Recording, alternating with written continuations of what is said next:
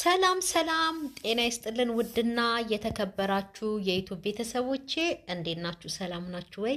እኔ ያለው እግዚአብሔር ይመስገን እጅግ በጣም ደህና ነኝ። ቤተሰብ ሁላችሁም በያላችሁበት የእግዚአብሔር ሰላም ይብዛላችሁ። እኔም ደህና ነኝ። ክብር ምስጋና ይግባው ለመድኃኔዓለም። ቤተሰብ ነገ ደብረ ዘይት ነው እኩለ ጾም። ኦርቶዶክሳውያን እንኳን አደረሳችሁ። በሰላም ደግሞ ለብርሃነ ትንሣኤው ሁላችንንም በሰላም ያደርሰን። ሙስሊም ወገኖቻችን እህት ወንድሞቻችንንም አላህ በያላችሁበት ይጠብቃችሁ። የእናንተም ጾም ደግሞ ወይ ሳምንት ትንሽ ከዛ በላይ ቢቀር ነው። እግዚአብሔር የዛ ሰው ይበላችሁ። ሁላችሁም በያላችሁበት የእግዚአብሔር ሰላም ይብዛላችሁ። እኔም አለው ደህና ነኝ። ሰብስክራይብ እያደረጋችሁ ላይክ እያደረጋችሁልኝ በኮመንትም ጎበዝ በርቺ አይዞች ለምትሉኝ ሁሉ ክብረትን ይስጥልኝ። ቤተሰብ አመሰግናለሁኝ። አሁን ደግሞ የመጣሁትኝ እንግዲህ አንድ ነገር ይዤ ነው ቤተሰብ። እሱም ምንድን ነው እንግዲህ እንዳልክ ወጥቶ የተናገረውን የሰራውን ቪዲዮ ሁላችሁም አይታችኋል ብዬ ተስፋ አደርጋለሁ። እሱንም አይቼ ነው እኔ የመጣሁትኝ እና እንግዲህ እሱ ከጠቀሳቸው ከአስሩ ሰዎች ውስጥ ምናልባት የኔን ቪዲዮንም ስለሚያየው አንዷ እኔ ነኝ እና በዛ ላይ ደግሞ የሆነ ነገር ልናገር ብዬ ነው የመጣሁት። አሁን እሱ እንዴ ትዳር ቀልድ አይደለም። ይሄ እኮ በቃ እስከ ዕለተ ሞታችን እስከ ፍጻሜው ድረስ አብረን የምንኖረው ህይወታችን ነው እና ሰው እንዴት የማይፈልገው ነገር ውስጥ በግድ ግባ ትላላችሁ ነው? ማን ግባ አለው በግድ እንዴ? ማን በግድ አድርገው ያለው ሰው አለ እንዴ? እንኳን እኛ እንደዚህ በዩቲዩብ መስኮት የምናየው ይቅርና ማለት ነው እሷ ራሱ ሄለን በግድ አግባኝ እኮ አላለችም እኮ ተጀምሮ እስከሚጨረስ ድረስ ማለት ነው። እሱ ካልፈለገ እሷ ፍቅር ውስጥ መግባቷን ሲያቅ እኮ ማቆም ይችላል ሁሉን ነገር እኮ። የባስ ነገሩ እንዲባባስና እሷም ልቧ እንዲከፈት የበለጠ ፍቅር ውስጥ እንድትገባ ያደረገው እኮ ራሱ ነው እኮ እንዴ። ሽማግሌ ልክልሻለሁ ብሎ ቀለበት አረግልሻለሁ ብሎ የእሷን ልብ ከፍቶ እሷም ደግሞ የተጎዳችውን መጎዳት የበፊት ህይወቷን መታ ስለምታካፍለን ሶሻል ሚዲያ ላይ ለኛ የተጎዳች ሴት ናት፣ ጥሩ ሰው አገኘች፣ እንኳን እግዚአብሔር አደረገላት ብለን የተደሰትነውንም እኮ ሰዎች ነው እሱ ውሃ የከለሰበት እንዴ። ማን በግድ አግባ አለው? እንኳን እኛ ይቅርና በአካባቢው ያለው ሰው ማለት ነው። ወጥተው ሜዳ ላይ ነው እንግዲህ ቪዲዮ የሚሰሩት የሚቀረጹት። እዛ አካባቢ ያለው ሰው ራሱ እኮ የሚያደርገውን ነገር እያዩ የሚናገሩትን ነገር እያዩ እኮ ነው ዞር ዞር እያሉ እያዩቸው። እነሱም እኮ ይታዘባሉ እኮ በሚዲያ ፊት አይደለም በህዝብ ፊት በአካባቢ ሰው ፊት ሁሉ ቀለበት አረግልሻለሁ፣ አገባሻለሁ፣ ሽማግሌ ልክልሻለሁ ብሎ ሲናገር ልክ እንደ እውነት ነገር ሲናገር የነበረው እሱ ነው እኮ።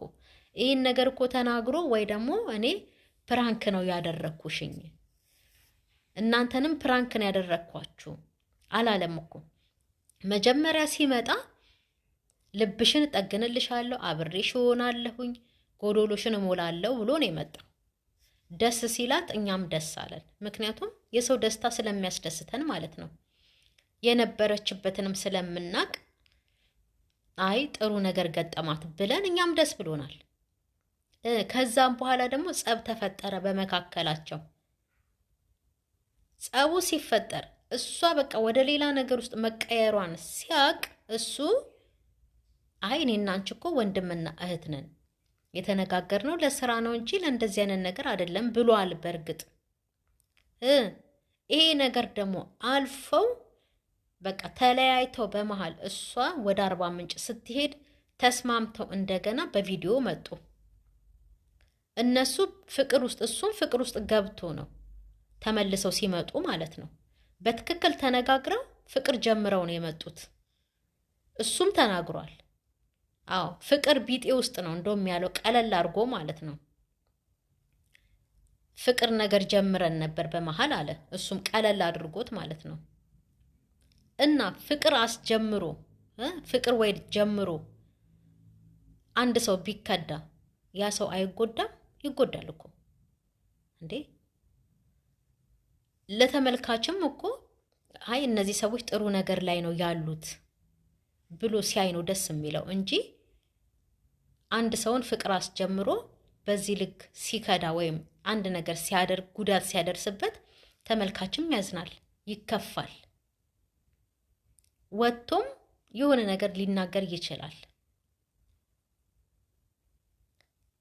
እርግጥ ነው ፍቅርም ቢሆን ከሁለቱ ጎን እኩል ሲሆን ነው።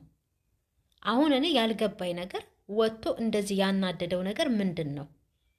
እንደዚህ ይህን ያህል በእርግጫ በካልቾ ምናምን መሬቱን መጫር ምናምን በጠረባ ምንድን ነው? አሁን አዲስ ነገር ተፈጥሯል ወይ?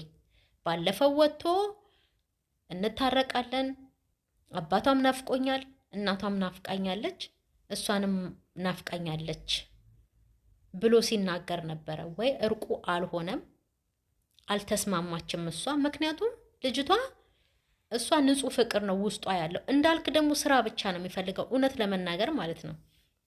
ስራ ብቻ ነው የሚፈልገው። እሷ ደግሞ ፍቅር ነው ውስጧ ያለው። እንዴ አሁን እኮ ተጠግና ውስጧን አስተካክላ ምናምን ነው እኮ የመጣችው።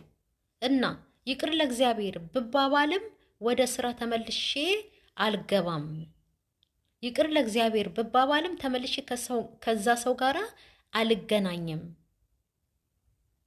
ነው ያለችው። ይሄ ደግሞ ትክክል ናት።